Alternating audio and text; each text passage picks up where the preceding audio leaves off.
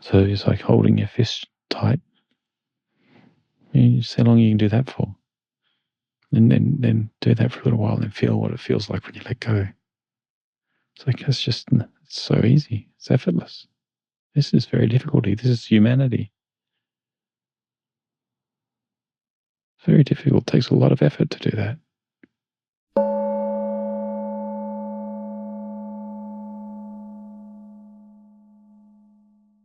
Today, I've just been focusing on trying to soften and open more instead of contracting, which is my habit. How's that working for you? Actually challenging, but Why? because I really badly want to close. Yeah. It's the instinct to recoil, right? Yeah. A single cell organism, when touched with a needle, will recoil. That's what it feels like. Yeah. It's natural to move away from the source of pain or the heat or the trouble or the threat. And that's natural throughout your whole system. You've evolved from, the body, the cells of the body have evolved from all of this for eons. So your natural inclination is to retract and perhaps close. So this is a retraining of your whole system to remaining open under all pressures,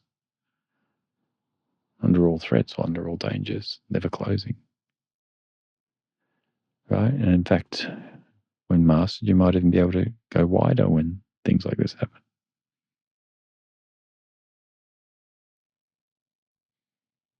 You see, so it's absolutely natural that you want to recoil, as in the survival organism, that's how it got here. That's how come we're even speaking.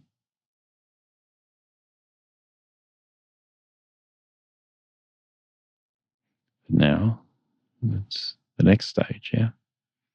So from Homo sapien, as Dr. Hawkins called it, to Homo spiritus, as he liked to call it, next level, next step. Or as Osho called it, the new man, the new woman in the world, while the world's in them.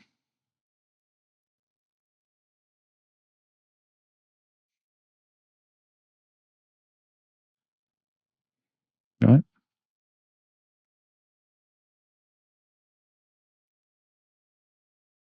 So that means you stay open.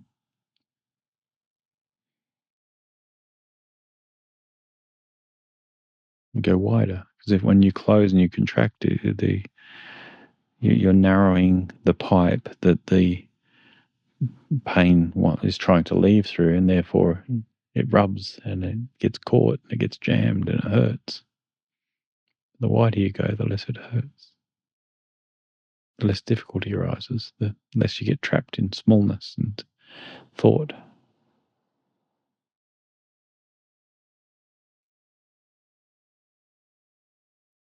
So, yes, your instinct is to close, and you just have to rewrite that code, that software, with practice.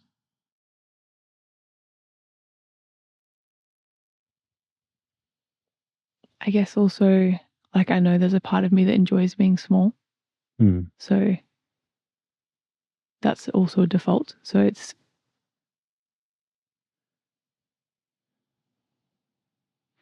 Well, because it seems safe, see? Yeah. Like a skater, right? Curls up. Slater. A skater. Sorry. Skater. A Slater skater, yeah.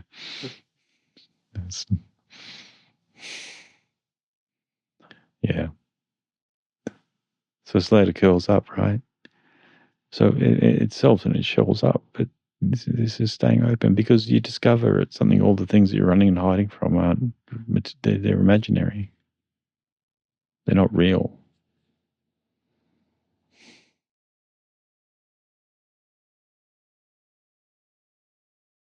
right? And so you don't need to close up because there's nothing real there that you need to be afraid of.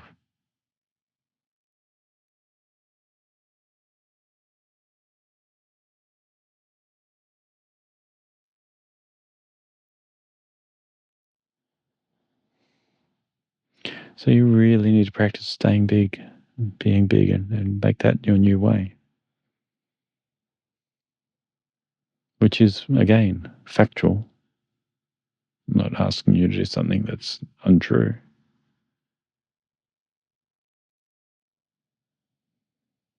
You understand? That is the facts.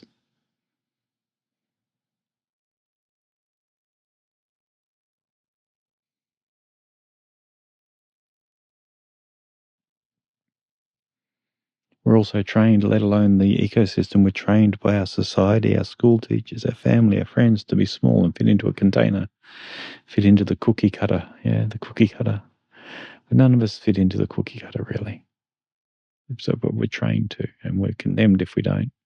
We're ridiculed if we don't. We're laughed at by our school kids, friends, if we are not like them and not copying each other.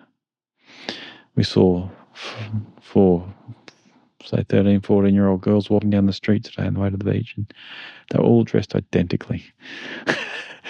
Denim shorts, boob tube, same hair, everything. Four of them walking along. So there it is. The mimicking, everyone's mimicking each other. And you step outside of that, I mean, I'm sure they could have worn different clothes, but you get the idea. Everyone's mimicking, and if you're outside of that paradigm, you're ridiculed and exercised, you're pushed away. So this has been happening on all levels. Then you're not enough. You're not going to compete with all these models you're seeing in the newsstands when you were a kid walking by, and all the ads popping into your feeds on your social media of all these glamorous people winning at everything they do. The whole thing's set up for you to be small and compete. So why wouldn't you want to go small when things get tough? It's up to you to fix that, heal that. And it's not a doing, it's actually a surrendering.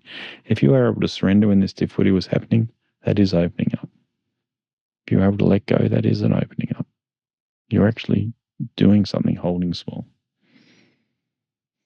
Do you understand?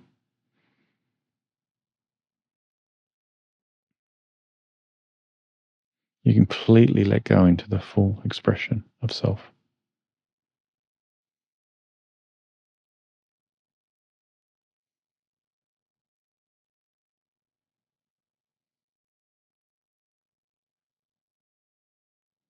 And it's a not doing.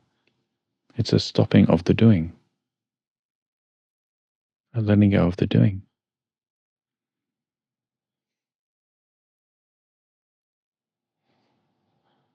So it's like holding your fist tight. How long you can do that for. And then do that for a little while and feel what it feels like when you let go. It's like, it's so easy. It's effortless. This is very difficulty. This is humanity.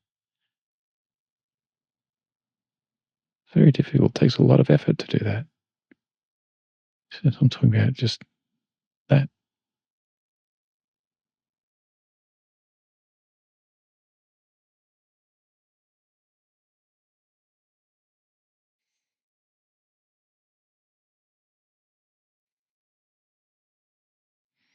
So essentially remove the difficulty. Let go. It's okay. You're safe. I promise you, you're safe.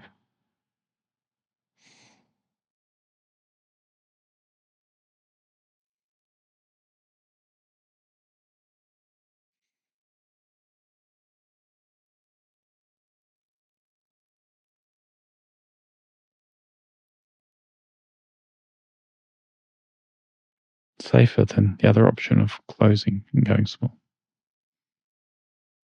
It leads to lacking clarity, which means you lack good decision-making skills, which means you end up in deeper depths of danger than you would otherwise.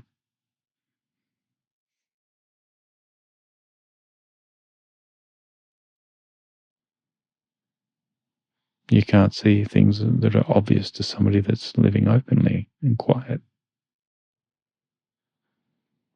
You're blinded. It's far more dangerous.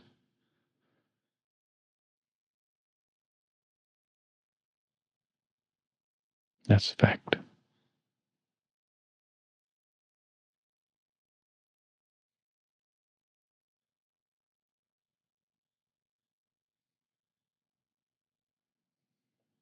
So you recoil from shadows and you put yourself in more danger. Stay open.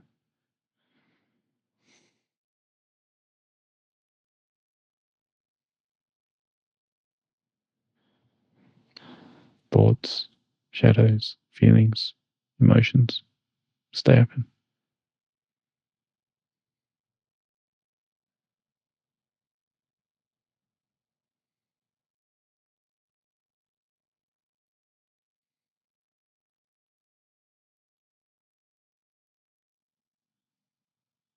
Does it make sense? And then you may feel a little bit of resistance to it, but surrender that too. You may feel fear to it with the idea of what it represents. Let go of that too. Surrender that too.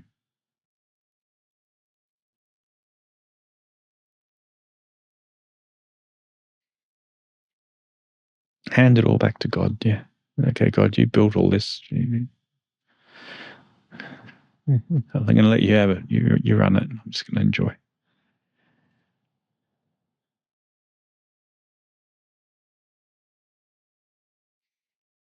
I'm going to watch what you've created. And in that, you get closer and closer and closer until there's a merging.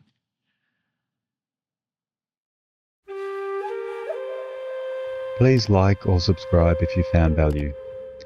Meet Rohan via rohan.life.